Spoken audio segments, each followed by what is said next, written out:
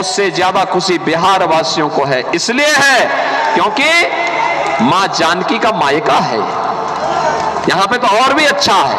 और बिहार ने तो अपने उपहार जब सबसे पहले अयोध्या भेजे, पूरी अयोध्या, पूरा उत्तर प्रदेश और पूरा देश अभिभूत था। मां जानकी के मायके से उपहार आया है रामलला मंदिर के लिए।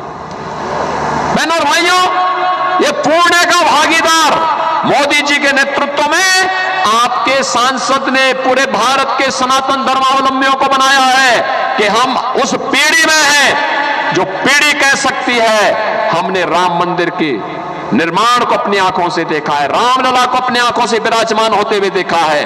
और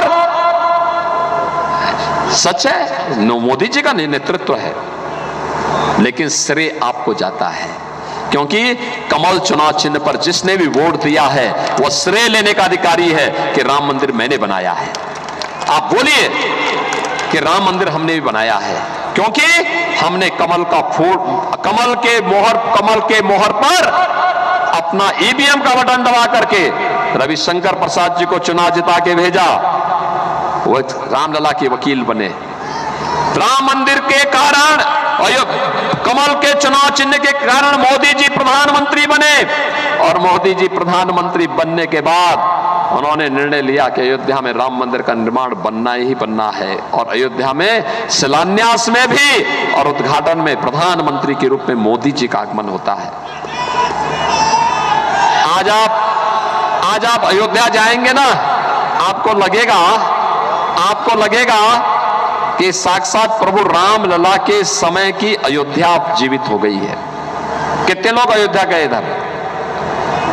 मैं संजीव चौरसिया जी से कहूंगा, वे उत्तर प्रदेश के वहां के सह प्रभारी भी हैं। मैं कहूंगा चुनाव के बाद एक बार पटना वासियों को पूरी ट्रेन भर करके अयोध्या लेके आइए रामलला का दर्शन कराने के लिए। लेके आ जाना बस, बाकी तो प्रबंध हम अपने आप ही करेंगे वहां पे। बहनों और भाइयों,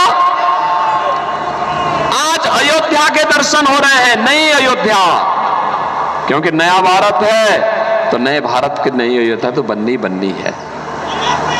काशी में काशी विश्वनाथ धाम भी आप देख रहे होंगे। और अब तो मैं तो लालू जी से कहूंगा, लालू जी आप तो नहीं करेंगे क्योंकि आपको तो वोट बैंक की राजनीति करनी है, लेकिन मैं कह सकता हूं अयोध्या और काशी के बाद हम मथुरा की तरफ भी जा रहे हैं। हमारे कृष्ण कन्हैया भी अब इंतजार नहीं करने वाले हैं। कृष्ण कन्हैया भी अब कह रहे हैं हो जाए बस बार तो। नया भारत, एक ऐसा भारत जो भारत गुलामी के एक एक चिन्ह को समाप्त करके आत्मनिर्भर और विकसित भारत बनेगा। बहनों और भाइयों, आप कितने सौभाग्यशाली हैं। आतंकवाद की ताबूत पर अंतिम कील ठोकने का कार्य जब प्रधानमंत्री मोदी जी ने किया, धारा 370 को हटाकर, तो उसमें भी आपका ही सांसद मंत्री के रूप में हस्ताक्षर करता है, कानून मंत्री के रूप में।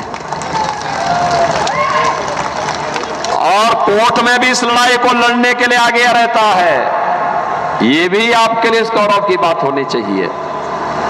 और यही नहीं, नारी गरिमा, आधी आबादी को सम्मान मिले।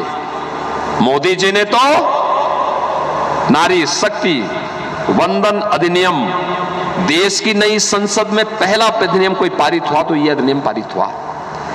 लेकिन इससे पहले 3 तलाक की कुप्रथा को सदैव के लिए समाप्त किया। और इस मामले को भी आगे बढ़ाने का कार्य किसी ने किया है, आपके सांसद रविशंकर प्रसाद जी ने किया है। तो एक साथ कई श्रेय, अरे विकास की तो सौगात मिली है। इतिहास जब लिखा जाएगा इस नए भारत का, तो पाटलिपुत्र गौरव के साथ कहेगा हमारा वोट भी तो 3 तलाक की कुप्रथा को समाप्त करने के लिए गया था। पाटलिपुत्र भी तो कहेगा कि हमारा सांसद उसको लीड कर रहा था जब कश्मीर में धारा 370 समाप्त हो रही थी। अयोध्या में रामलला जब विराजमान हो रहे थे, उस मुकदमे को पैरवी करने को लेकर के हमारा सांसद अग्रिम पंक्ति में खड़ा होकर के रामलला के वकील के रूप में सुप्रीम कोर्ट में खड़ा हुआ था। बहनों और भाइयों, ये गौरव सबको नहीं प्राप्त होता है, ईश्वर किसी किसी को ये गौरव देता है। और इसीलिए मैं आज आपके पास आया हूं। ये नया भारत मोदी जी के नेतृत्व में, और मोदी जी ने तो घोषणा की है, हम तीसरी बार आपसे समर्थन इसलिए मांगना चाहते हैं क्योंकि अगले 3 वर्ष में भारत को दुनिया की तीसरी अर्थव्यवस्था बनाने के लिए आपसे मोदी जी समर्थन मांग रहे हैं।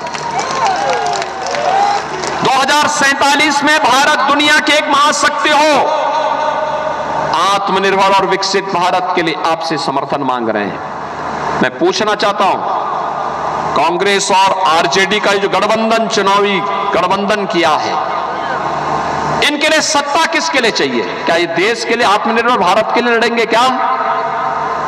नहीं, ये अपने परिवार के लिए काम करेंगे, अपने परिवार का पेट भरेंगे।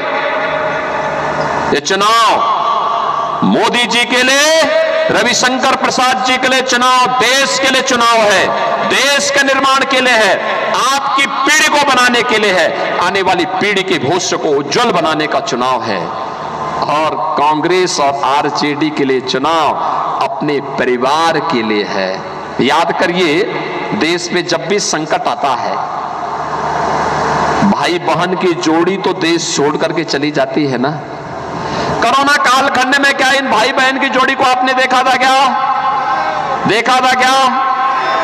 आपने आरजेडी के नेताओं को सड़क पे देखा था क्या? सेवाई संगठन है, यह काम केवल भाजपा के लोग कर रहे थे, आरएसएस के लोग कर रहे थे, बाकी किसी का आता पता नहीं था। जनता जनार्दन की सेवा कर रहे थे, अपनी जान को दांव पे लगा के काम कर रहे थे। और उत्तर प्रदेश में जब दिल्ली में आम आदमी पार्टी ने, इसी इंडिया गठबंधन का वह पार्ट है, जब वहां के पानी के कनेक्शन और उनके राशन कार्ड बंद किए, उनको वहां से जबरन निकालने का काम किया, तो मैंने तो 14,000 बसेस लगाई। लोगों ने कहा अरे बिहार के, अरे हमने कहा बिहार क्या बात करते हो भाई, हमारे देश का नागरिक और मां सीता के, मां जानकी के माई के लोग हैं, मेरे मेहमान हैं, मैं तो उनकी सेवा करूंगा, सेवा करूंगा। उत्तर प्रदेश में जब तक जितने दिन रहना चाहेंगे उनकी सेवा होगी, उनके लिए खाने पाने की व्यवस्था करूंगा, उनके उपचार की व्यवस्था करूंगा, उनके लिए हर प्रकार की सुविधा दूंगा। कोई भी उसमें उनके साथ भेदभाव नहीं कर सकता है।